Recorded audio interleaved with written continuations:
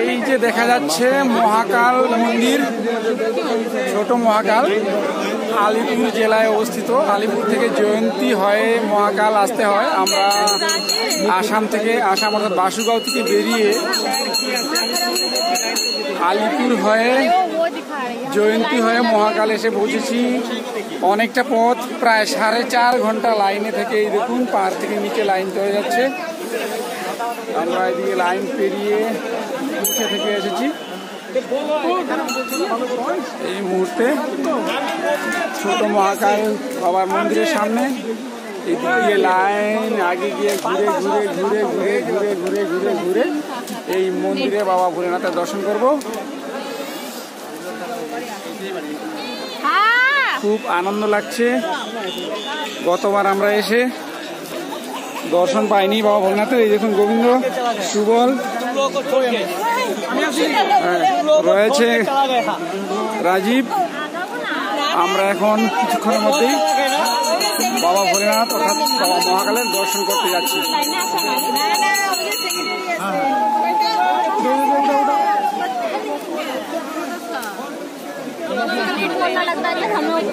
অনেক আকাঙ্ক্ষা, অনেক আশা প্রত্যাশা নিয়ে 4.5 ঘন্টায় লাইনে হাঁটতে হাঁটতে এসে পৌঁছেছি। একসঙ্গে করা আছে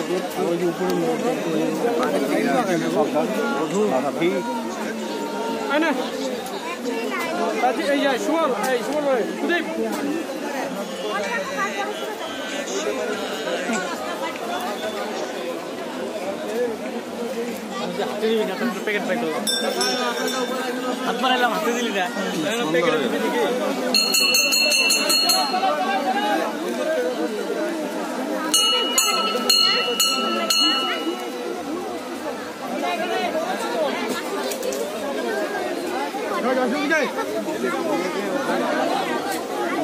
একবার ঘুরে পুজো দিয়ে নিচে চলে যাবো। আর ঘন্টাখানে সময় লাগবে।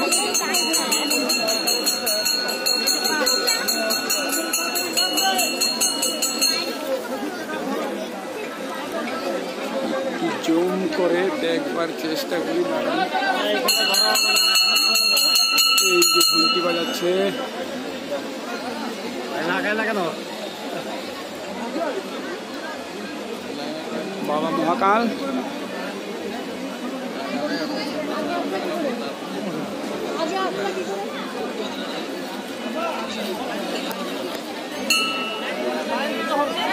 জয় বাবা ভোলেনাথ, জয় মহাকাল। আবার দেখা হবে।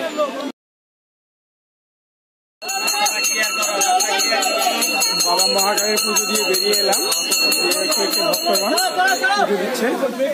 এই গুফার ভিতরে রয়েছে বাবা মহাকাল। এই দেখুন লম্বা লাইন, লম্বা লাইন ধরে এসে আমিও পুজো দিয়ে বেরিয়ে এলাম। মহাকাল, বাবা মহাকালের পুজো হচ্ছে। ভিতর রয়েছে। আমরা এখন ধীরে ধীরে